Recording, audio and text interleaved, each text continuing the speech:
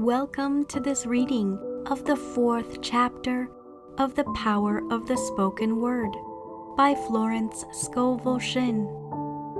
My name is Joanna, and I will be reading for you today.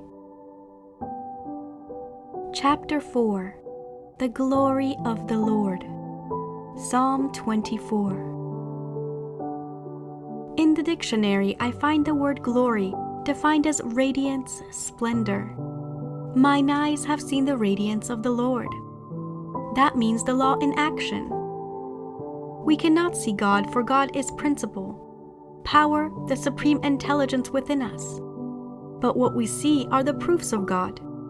Prove thou me herewith, saith the Lord of hosts, if it will not open the windows of hearing, and pour out a blessing so great there be no room to receive it. We prove God by directing God power, and trusting in it to do the work. Every time we get a demonstration, we have proved God. If you have not received the desires of your heart, you have asked amiss. That is, you have not prayed aright.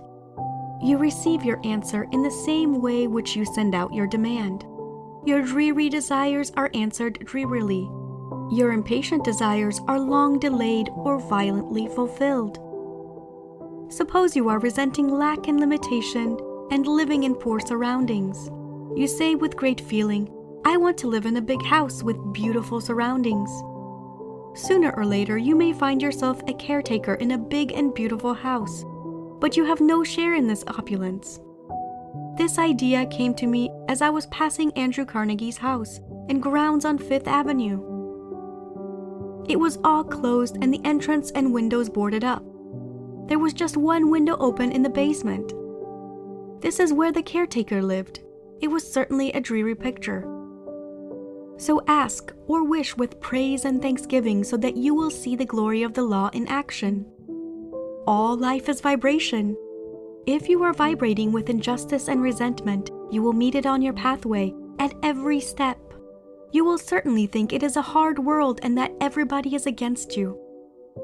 Hermes Trismegistus said several thousand years ago, to change your mood, you must change your vibrations. I make it even stronger. I say to change your world, you must change your vibrations. Turn on a different current in your battery of thought, and you'll see a difference immediately. Suppose that you have been resenting people and saying you are not appreciated. Take the statement, God appreciates me, therefore man appreciates me. I appreciate myself. Immediately you will meet with some recognition on the external. You are now a master workman and your tools are your words. Be sure you are building constructively according to the divine plan. Judge Troward said, man is a distributor of God power. He does not create this force. We find in Hebrews, what is man that thou art mindful of him, and the Son of Man that thou visitest him? Thou makest him a little lower than the angels, and hath crowned him with glory and honor. Thou makest him to have dominion over the works of thy hands. Thou hast put all things under his feet. Thou hast put all things under our understanding.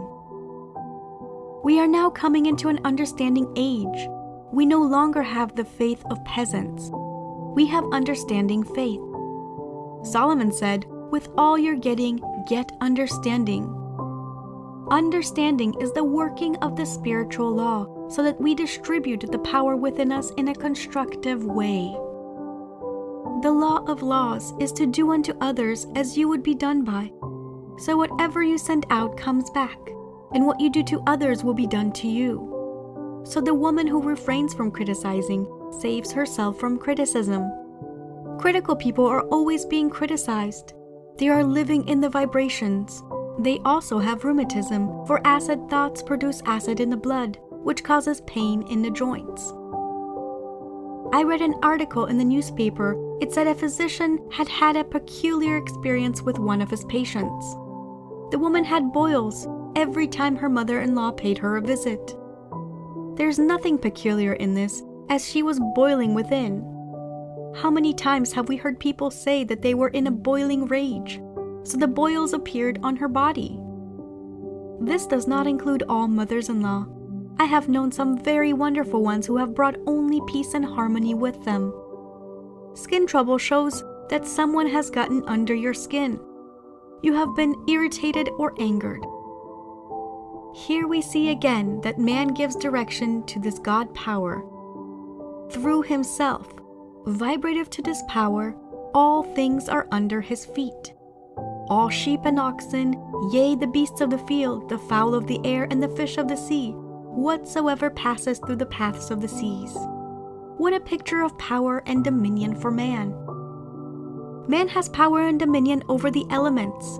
We should be able to rebuke the wind and the waves. We should be able to put an end to drought. I read in the paper that the people in a certain drought district were requested to sing, "It ain't going to rain no more."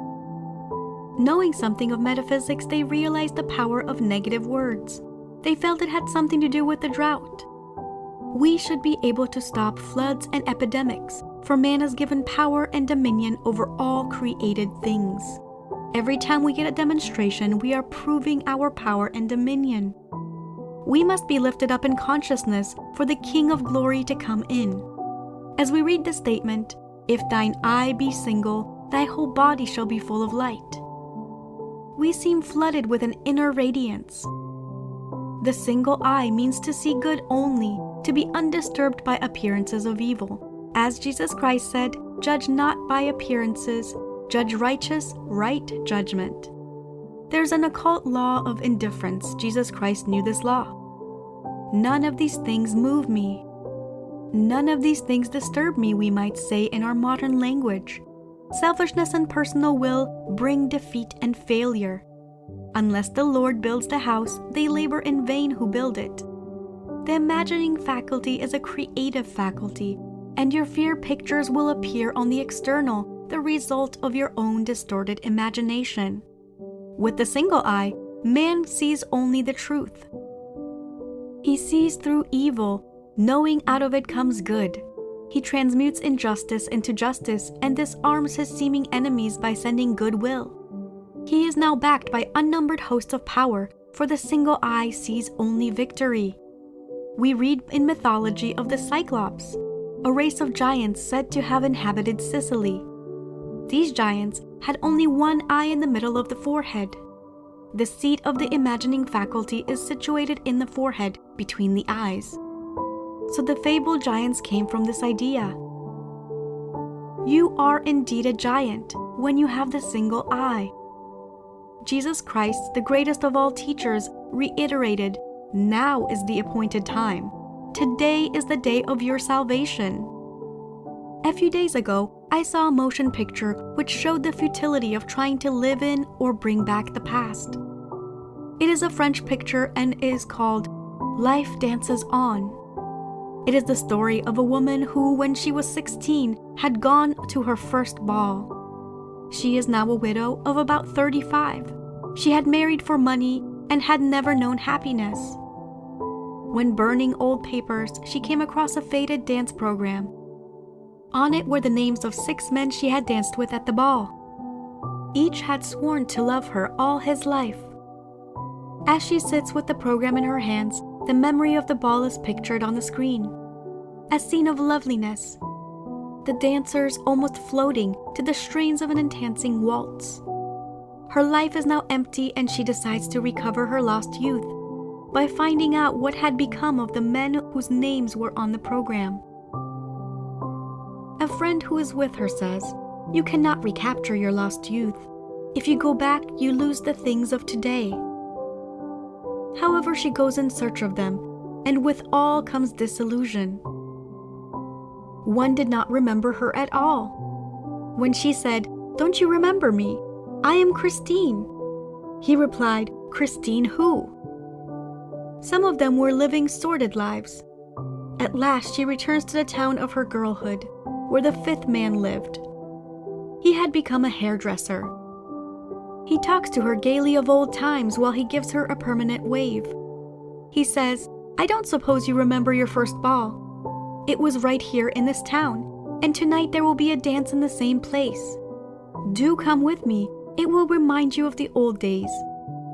She goes to the ball. Everything looks cheap and tawdry. Unattractive, badly dressed people are on the dance floor. She requests the orchestra to play her waltz, the waltz of her lost youth. Her escort tells her the others won't like such an old-fashioned waltz. However they play it, the contrast is too much. All her illusions have vanished. She realizes the ball she remembers never really existed the way she thought it did. It was only an illusion of the past. She could not recapture her past. It has been said that the two robbers on the cross stood for the robbers of time. One spoke of the past and one of the future. And Jesus Christ replied, "Now is the appointed time. Today thou shalt be with me in paradise." In the old Sanskrit poem, we are told, "Look well therefore to this day. Such is the salutation of the dawn." All worry and fear are robbers of time.